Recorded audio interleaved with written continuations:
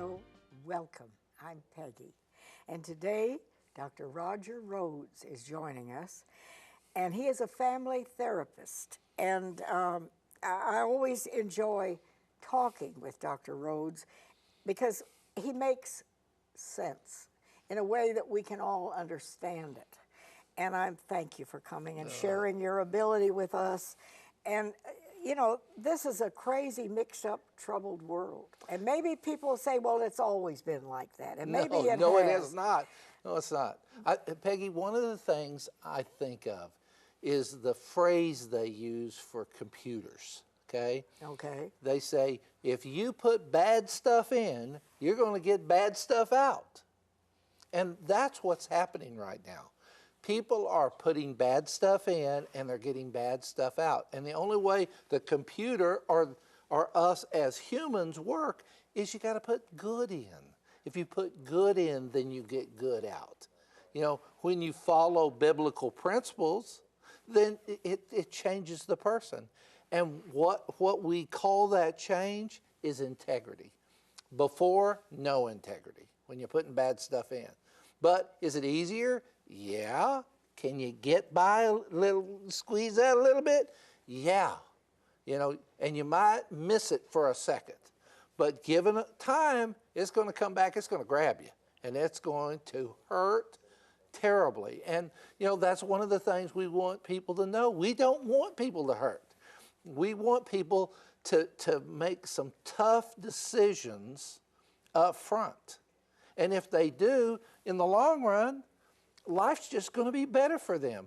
You know, it's like that one of the people I really appreciate is Dave Ramsey.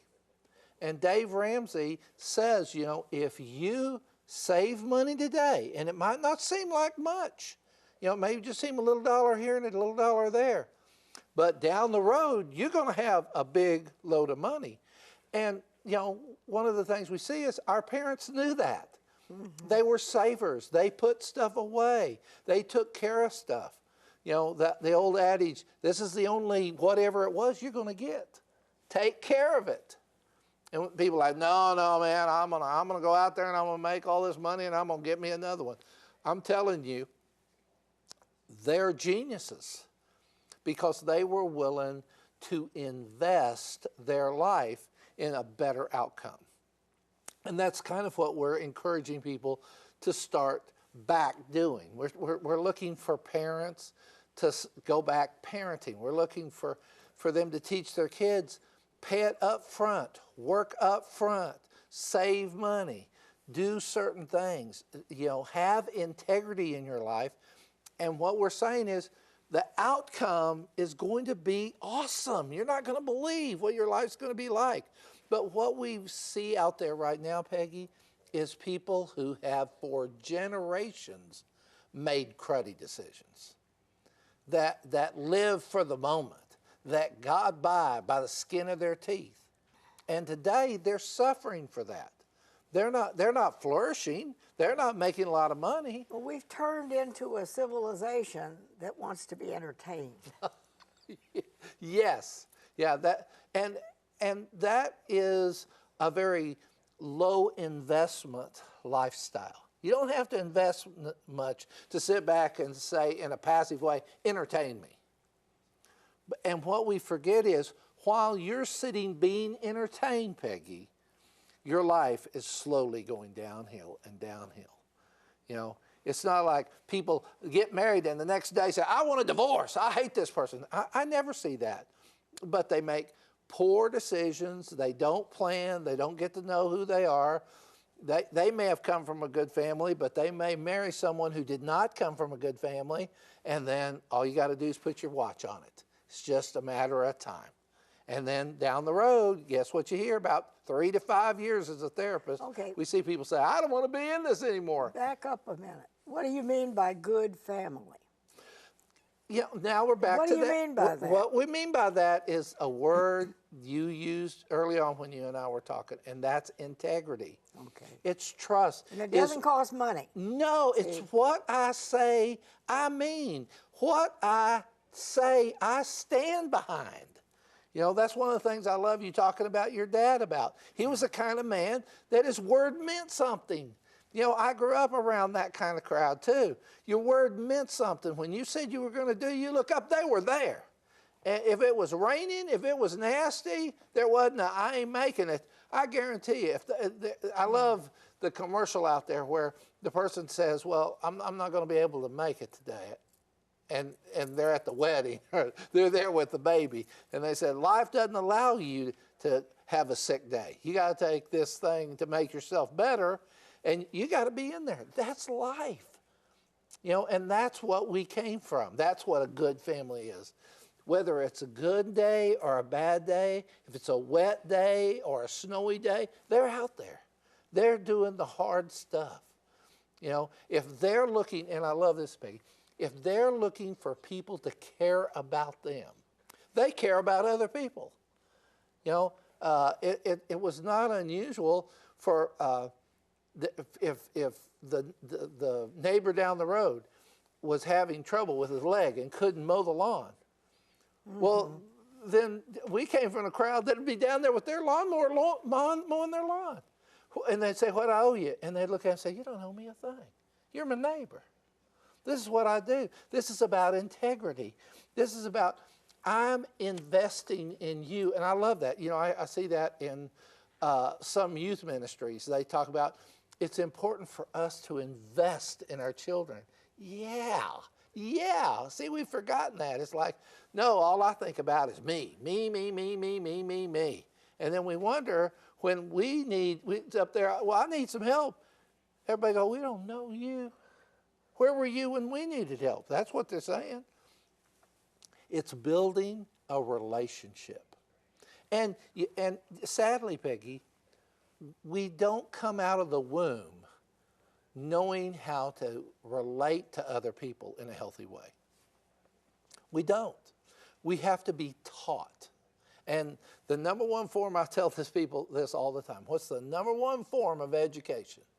Example. Yeah, monkey see, monkey do. It's very simple. The little monkeys watch the big monkey. If the big monkey acts a particular way, that's how they act. And so this just builds up and over time into where the sad thing is one of the biggest obstacles in people's lives are their family. When I talk about, well, you know, I'm depressed. Well, what are you depressed about? Well, my family and I don't get along. I haven't seen my brother in so long, or I haven't talked to my mother in so long, or my dad did something 20 years ago. And man, I'm never forgiving that guy forever. And you just carry that pain inside of you, that wound inside of you, and think, well, that'll be okay. I'll keep it in myself, and it'll be between me and my head. And you don't realize that's a lie. You're not going to keep it in your head. It's going to affect how you parent. It's going to affect how you make friends. It's going to affect how you do work. It's going to affect everything in your life. And so people need to understand we've gotten lazy. We got lazy. We're not willing to put the work up front. You know, raising a family is hard work. Being a good worker is hard work. Being a church member, a healthy church member, is hard work. Other people come in, they in the car, and they park the car at the church parking lot, and then they do their tithe. They get out, praise Jesus. How you doing? You know, and in church they're perfect. Their kids all perfect, go along, and but they get back in the car, and they're yelling and screaming, and that's their real life. They're just faking it in church because they know that that's not the way to act. And their children see that and say, I can't trust this person. You know, they'll be one way with me here, but another way with me somewhere else. And all right, that's so how bad. have we gotten to this mess? Because that's what it is. Oh, amen. How have we gotten there, and what can we do about it? Well, I think right now we're doing something about it. We're saying, hey, you know, it's like if you drive on a road, Peggy, over and over, eventually some of the concrete or some of the asphalt is going to come out, and you're going to have a pothole there. Now, did you mean to have a pothole there? No. Did the people who made the road mean for there to be a pothole? No. It's just the temperature and things changing and the chemicals in the street came about and you got a pothole. But everybody wants to point the finger and blame everybody else. And what about the pothole? Well, it doesn't change. And people drive over it, and it tears up their tire, and it tears up their front end, and it tears up their car, and they're great at complaining about it, and they're great about blaming people about it, but nobody goes over there and fixes the hole. And there's where I think there's a real change. I think that there are people who are now saying that hole is not going to magically fix itself. And you can complain about it and point the finger about it and say this and that's wrong, and nothing changes. We're going to go out there and we're going to pull our sleeves up and we're going to fix that hole. And we're not going to blame anybody, and we're not going to point the finger. We're just going to take the responsibility to get off our bottoms and get out there and put something in that hole and fix it. And then when it's fixed, everything works well. And that's the same way with families. There's no such thing as a unhealable family. There's no such thing as an unhealable marriage. You know, there just is not. People say they're, oh, I can't stand it, I'm out of here. Well, I see people having enough, but they're not committed. You know, verbally they're, oh, I'm for this. But boy, when you get down and have to put on your work clothes, that's a whole different world. It's one thing to say you'll go do it. It's a whole different thing to go out and do it.